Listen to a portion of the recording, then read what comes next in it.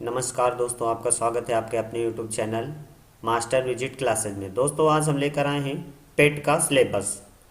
तो दोस्तों पेट का सिलेबस जो कि यूपी ट्रिपल एससी के लिए पेट अनिवार्य कर दिया गया है, तो उसके सिलेबस की चर्चा करेंगे दोस्तों आज हम आज के वीडियो में। तो दोस्तों वीडियो में अंत तक बने रहें। अगर आप चैनल पर नए हैं तो चैनल को सब्सक्राइब कर दें दोस्तों, और बेल आइकन दबाकर ऑल सेलेक्ट कर दें। तो दोस्तों चलिए चर्चा शुरू करते हैं पेट के सिलेबस की। तो दोस्तों जो पेट का सिलेबस होगा उसकी अवधि 2 घंटे की होगी, प्रश्नों की संख्या 100 होगी और 1/4 1/4 की माइनस मार्किंग होगी। दोस्तों सबसे पहला टॉपिक है हमारा भारतीय इतिहास, जो कि 5 नंबर की होगी। दोस्तों इतिहास 5 नंबर की होगी, भारतीय इतिहास, जिसमें सबसे पहले सिंधु घाटी की सभ्यता। दोस्तों सिंधु घाटी की सभ्यता यह हड़प्पा सभ्यता व सिंधु सरस्वती सभ्यता के नाम से भी जानी जाती है। इसे सिंधु घाटी सभ्यता या सिंधु सभ्यता भी कहते हैं। दोस्तों भारत का इतिहास जो है सिंधु घाटी सभ्यता से ही प्रारंभ होता है। दूसरा टॉपिक दोस्तों वैदिक संस्कृति। दोस्तों वैदिक संस्कृति प्राचीन भारत में सिंधु घाटी सभ्यता के पश्चात जिस नवीन सभ्यता का विकास हुआ उसे ही वैदिक संस्कृति कहते हैं। दोस्तों इसमें वेदों का अध्ययन किया जाता है। इसके बाद है दोस्तों बौद्ध धर्म। गौतम बुद्ध को पढ़ना होगा दोस्तों, हमें उनकी जीवनी एवं उनकी शिक्षाएं पढ़नी होगी। दोस्तों गौतम बुद्ध का जन्म 563 ईसा पूर्व इक्ष्वाक वंशी क्षत्रिय शाक्य कुल में हुआ था। गौतम बुद्ध एक श्रमण थे जिनकी शिक्षाओं पर बौद्ध धर्म का प्रचलन हुआ। गौतम बुद्ध के बाद दोस्तों मौर्य वंश पढ़ना होगा। मौर्य वंश में सम्राट अशोक। दोस्तों मौर्य वंश ने 137 वर्ष भारत में राज्य किया। इसकी स्थापना चंद्रगुप्त मौर्य व उनके कुशल मंत्री चाणक्य के द्वारा की गई। अशोक बिंदुसार के पुत्र, सम्राट अशोक जो है बिंदुसार के पुत्र थे, वह चंद्रगुप्त मौर्य के पोते, यानी कि बिंदुसार जो थे वो चंद्रगुप्त मौर्य के बेटे थे। आगे देखते हैं दोस्तों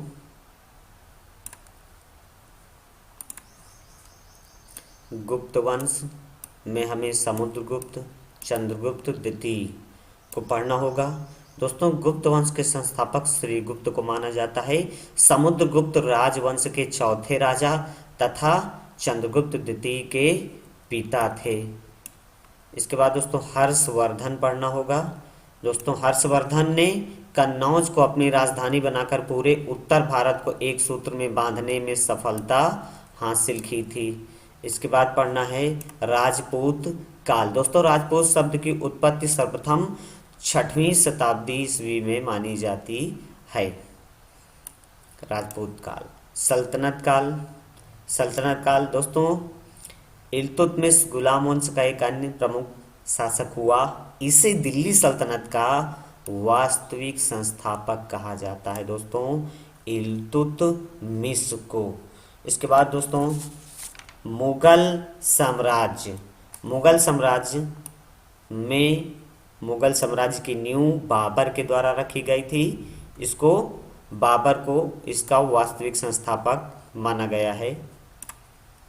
मराठा। मराठा साम्राज्य छत्रपति शिवाजी के राज्याभिषेक 1674 से अस्तित्व में आया। इसके बाद दोस्तों पढ़ना हमको ब्रिटिश राज्य का अभ्युदय, प्रथम स्वतंत्रता संग्राम 1857 है, ये पढ़ना है। ब्रिटिश राज्य का सामाजिक आर्थिक प्रभाव पढ़ना होगा दोस्तों।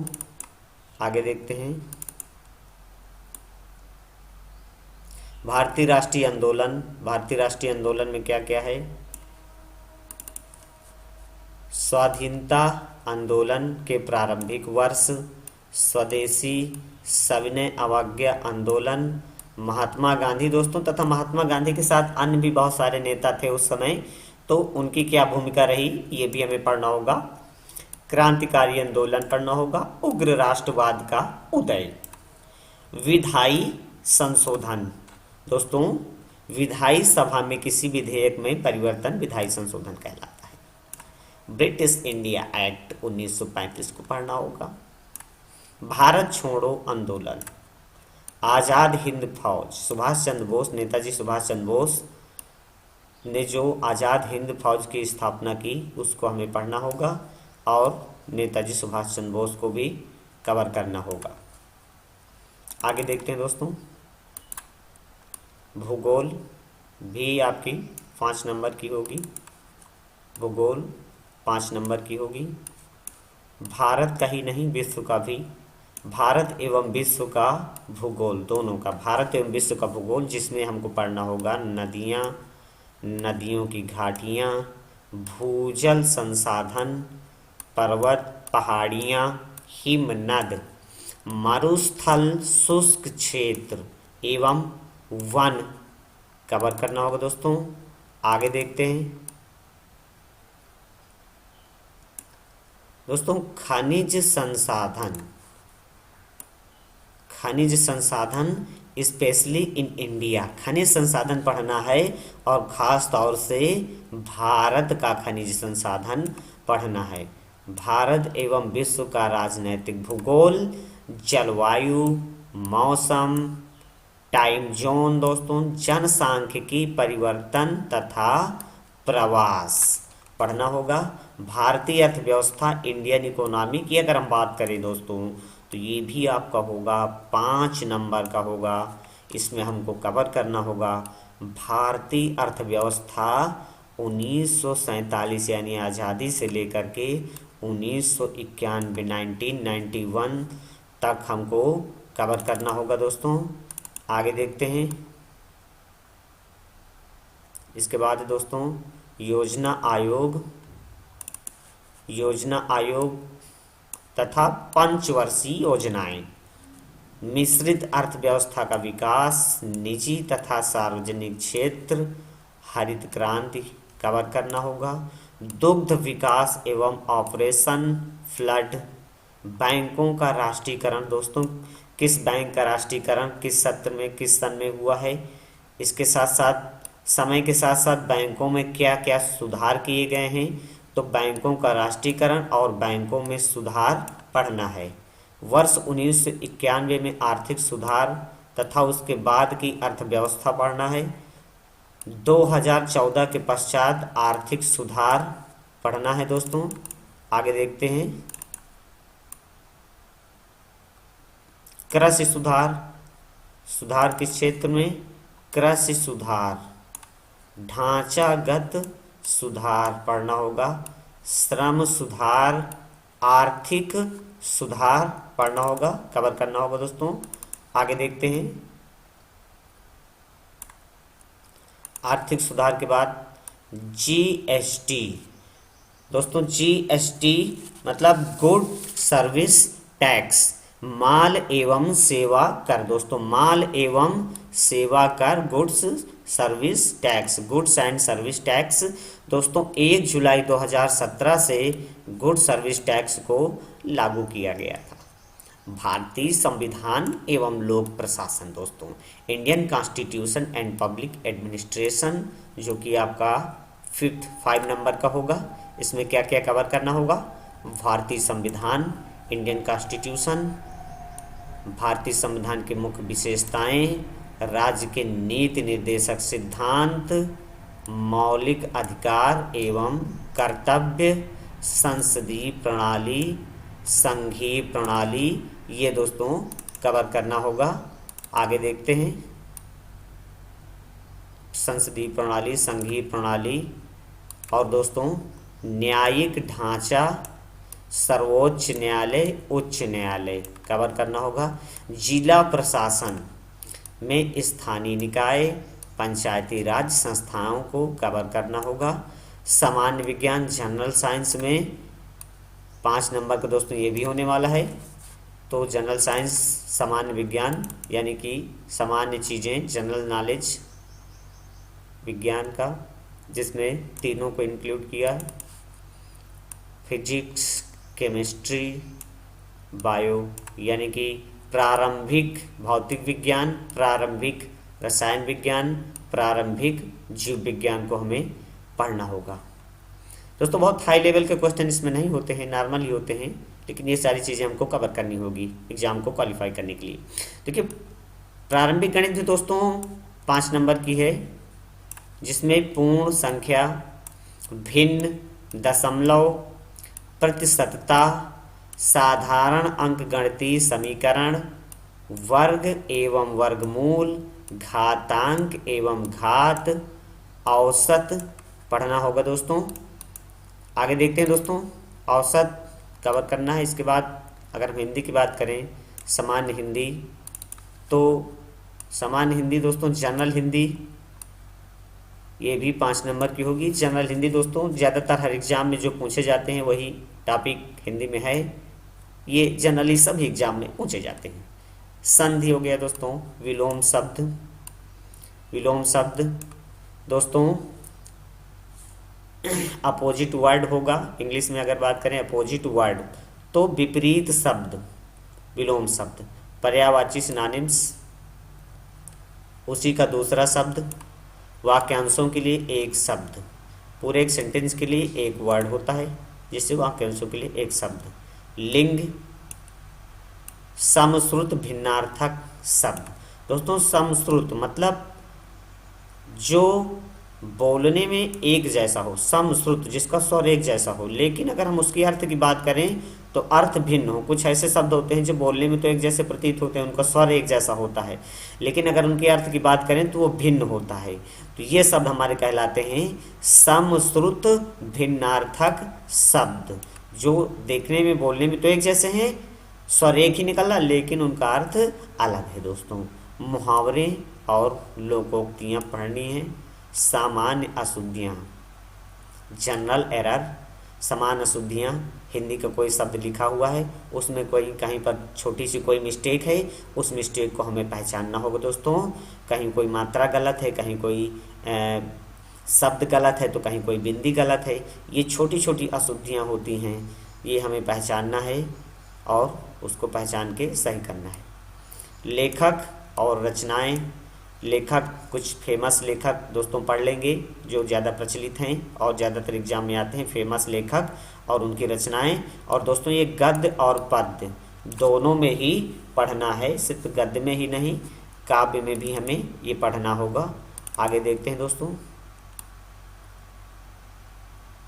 सामान्य अंग्रेजी, जनरल इंग्लिश हमारी होगी 5 नंबर की दोस्तों, जिसमें अंग्रेजी व्याकरण यानी कि व्याकरण का सामान्य नॉलेज होना चाहिए।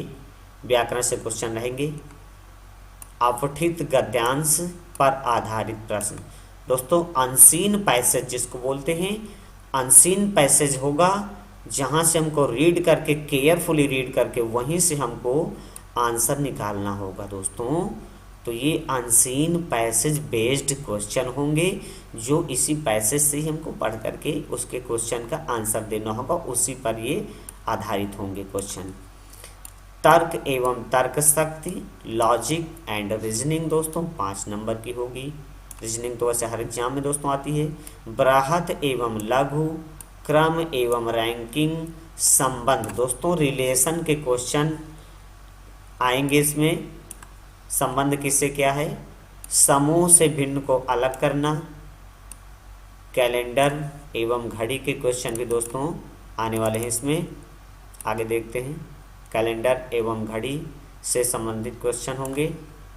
और कारण और प्रभाव, कारण और प्रभाव के क्वेश्चन, कोडिंग डिकोडिंग, संख्या तथा अक्षर, निगमनात्मक तर्क, कथन विश्लेषण एवं निर्णय के क्वेश्चन होंगे दोस्तों। सामयिकी, करंट अफेयर की बात करें तो 10 नंबर का होगा, अच्छी मार्किंग है। 10 नंबर का दोस्तों करंट अफेयर होगा, यहाँ से आपका 10 नंबर स्टार्ट हो जाता है। तो भारतीय एवं वैश्विक, भारत एवं विश्व का करंट अफेयर हमें पढ़ना होगा। इसके बाद दोस्तों सामान्य जागरूकता, जनरल अवेयरनेस, ये भी दोस्तों अच्छी मार्किंग है, 10 नंबर का है दोस्तों। भारत के पड़ोसी देश कवर करना होगा, देश एवं उनकी राजधानी एवं उस देश की मुद्रा क्या है, ये भी हमें कवर करना होगा दोस्तों। आगे देखते हैं, देश, राजधानी, मुद्रा कवर करना होगा। इसके बाद दोस्तों भारत के राज्य तथा केंद्र शासित प्रदेश, भारतीय संसद, राज्यसभा, लोकसभा, विधानसभा, विधान परिषद, ये भी कवर करना होगा। राष्ट्रीय एवं अंतर्राष्ट्रीय दिवस, नेशनल एंड इंटरनेशनल डे, विश्व संगठन एवं उनके मुख्यालय, भारतीय पर्यटन स्थल कवर करना होगा। भारत की कला एवं संस्कृति, देखिए दोस्तों, भारत की कला एवं संस्कृति की बात करें तो इसमें सारे राज्यों की कला संस्कृति इंक्लूड हो गई है। भारत में सारे राज्य आ गए, तो भारत की कला एवं संस्कृति का हमें अध्ययन करना होगा। दोस्तों आगे देखते हैं भारत की कला एवं संस्कृति के बाद दोस्तों भारत एवं विश्व के खेल, न कि केवल भारत के बल्कि विश्व के खेल, इनका हमें अध्ययन करना होगा। भारतीय अनुसंधान संगठन, कुछ फेमस पुस्तकें अभी ऊपर हमने बताया था, हिंदी की कुछ फेमस पुस्तकें हमें पढ़नी होगी। तो प्रसिद्ध पुस्तकें एवं लेखक यहाँ पर दिया गया, प्रसिद्ध पुस्तकें एवं लेखक हमें पढ़ना है। पुरस्कार और विजेता, जलवायु परिवर्तन एवं पर्यावरण, एनवायरनमेंट का अध्ययन हमें करना है। और अपठित हिंदी गद्यांश, बिना पढ़ा हुआ हिंदी का एक पैराग्राफ पैसेज दे दिया जाएगा, विवेचन एवं विश्लेषण, उसका विवेचन एवं विश्लेषण, अपठित हिंदी गद्यांश का विवेचन एवं विश्लेषण। दोस्तों ग्राफ एवं उसका विश्लेषण, ये भी आपका 10 नंबर का होने वाला है, ये भी आपका 10 नंबर का होगा। तो ये दोनों ही आपके टॉपिक 10-10 नंबर के होंगे। और इसके आगे है दोस्तों तालिका से रिलेटेड क्वेश्चन, तालिका की व्याख्या एवं विश्लेषण, ये भी आपका 10 नंबर का होगा। तो ये भी 10 नंबर का, ये भी 10 नंबर का, ये भी 10 नंबर का। तो पूरा आपके जो क्वेश्चन हुए वो 100 क्वेश्चन होंगे और 1 नंबर का 1 क्वेश्चन होगा। और अगर आपका क्वेश्चन गलत है तो 1/4 की माइनस मार्किंग भी दोस्तों होगी। तो दोस्तों अगर आपको वीडियो अच्छी लगी हो तो दोस्तों चैनल को सब्सक्राइब कर दें और कमेंट करके बताएं कि इनमें से कौन सा टॉपिक आपको नहीं पता था। दोस्तों वीडियो को लाइक ज़रूर कर दें। दोस्तों वीडियो या वॉच करने के लिए बहुत बहुत धन्यवाद।